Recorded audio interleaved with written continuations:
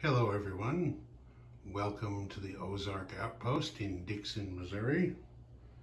This is going to be Germany and the Soviet Union, January 38.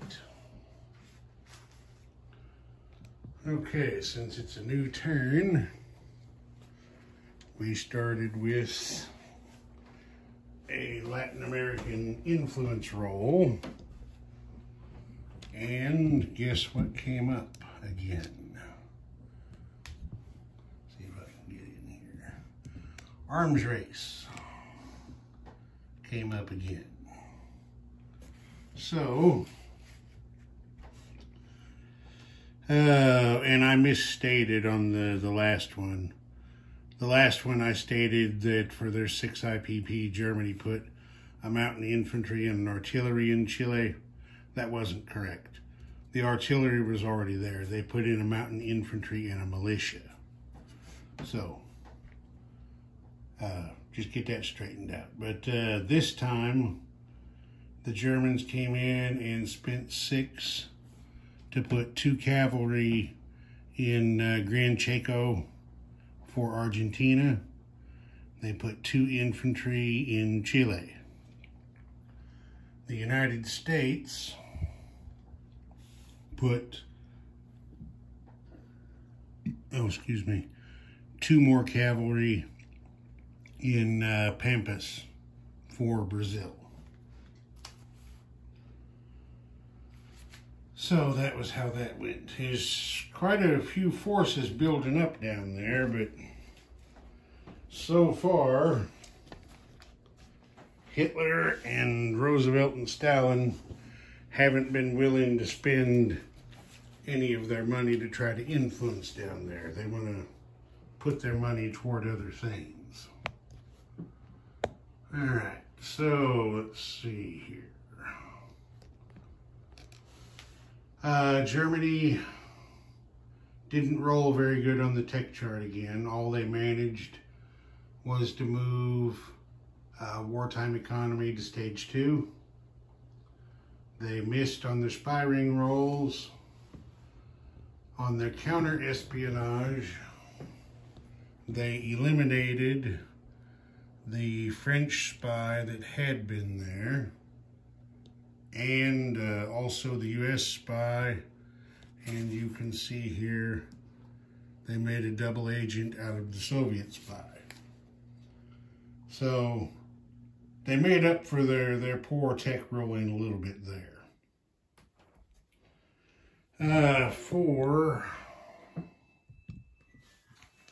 their build, the Soviets, or the Germans, excuse me, spent 8 on an air transport.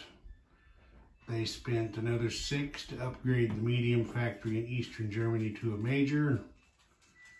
They lend-leased an armored car to General Franco in Spain for 3 and saved 7 marks.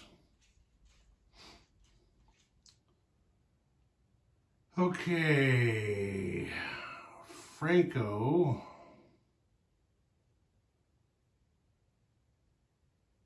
well, you know what I did? Hang on just a second. Okay, Franco, I forgot it, had to correct things. For his event draw, got another unit. That's pretty much what he gets as units. The Viriatos. Not exactly sure what that is, but it's another 3-3 infantry. So that went to Asturia, Navarre. Okay, but that guy didn't. When those things come up, they go on the production chart, and unless it says so in the rules, they don't go on the map until the place units phase. All right, Franco did launch an attack down here.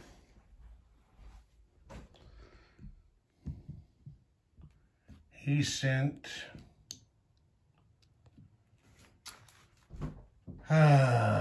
everybody from Asturia, Navarre those guys were placed at the end of the turn. And everybody from Muriel Valencia, along with these 2 fighters, over there to attack Catalonia. As you can see, they captured it, but it was expensive. I think he started with 5 infantries of different types, and as you can see, only 1 survived. Now, what this did for him was he had Madrid surrounded. This guy that happened during the Soviet turn. Madrid was surrounded. The supply path to the Spanish Republicans was cut.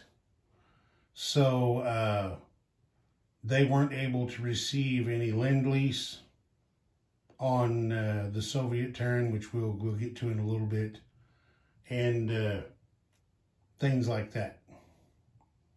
Like I said, it cost him, but it served a purpose.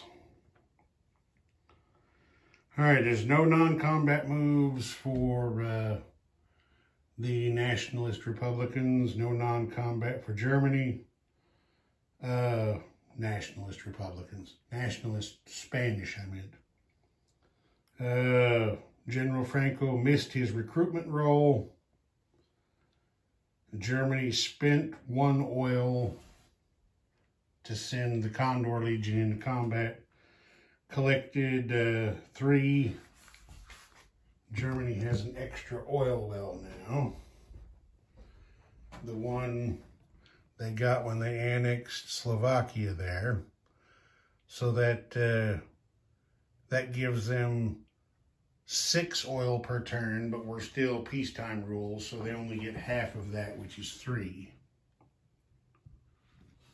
So they spent 1 oil and collected 3, and then collected their 24 marks. Added to the 7 they saved, gives them 31 in the bank.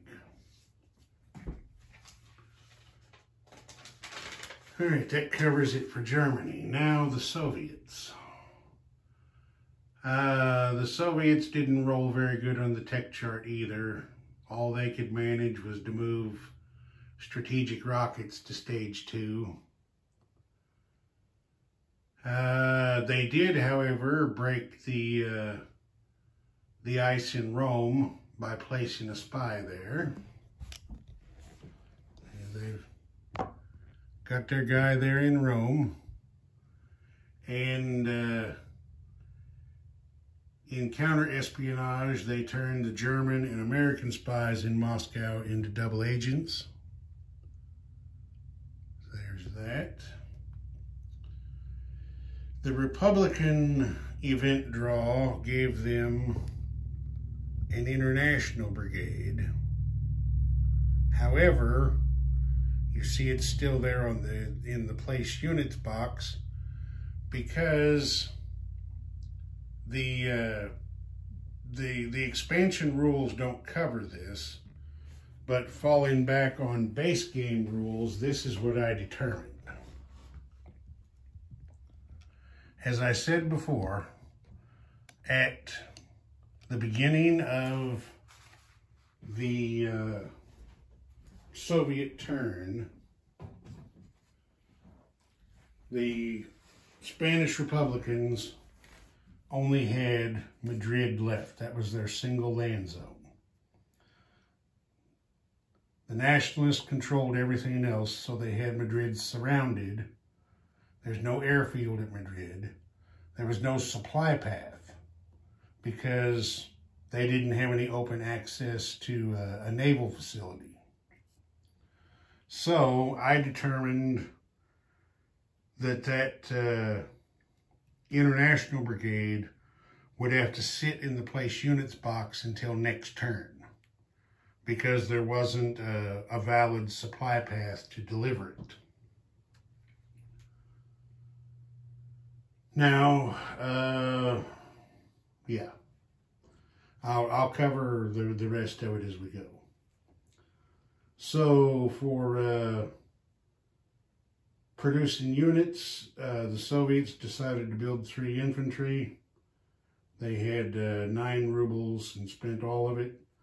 The Chaicoms bought 2 mountain infantry for 8, which was all of their money.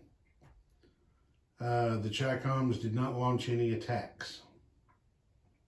Of course, neither did the Soviets. Now, the Republicans did attack, you see here, because they once again have control of Muriel Valencia. They sent 2 mountain infantry from Madrid down here to attack a unit of regulars. They took him out on the first round, but the defender scored a hit in return and killed one of the mountain infantry. Okay. Now this is what I determined. I decided that since this zone had just been recaptured, they didn't possess it at the beginning of the turn, so they're not able to use these naval facilities until the following turn. That's the way I decided to do it. Okay, the Republicans missed their recruitment rolls, including their extra. They also missed their international brigade roll. Again, because, just a second, dogs are going nuts for some reason. Okay, I also decided for the same reason, since they're not able to use these facilities because they just acquired them, that they couldn't get their free unit upgrade from the Soviets, and the Soviets could not get their IPP from Madrid. So I didn't let that stuff happen because of that. Over here in China, Chairman Mao hit his recruitment roll. So he put an extra infantry in Hopei. He also hit his influence roll and took possession of Xinjiang.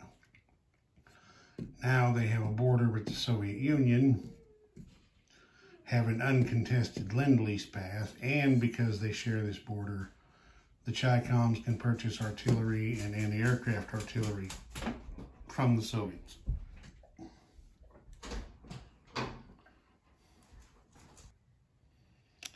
Okay, the 2 mountain infantry the Chaicoms purchased went here to Shenxi.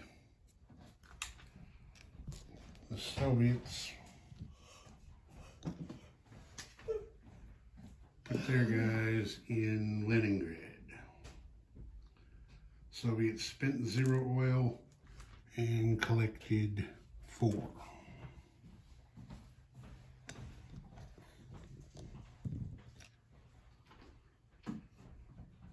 And I believe that will do it.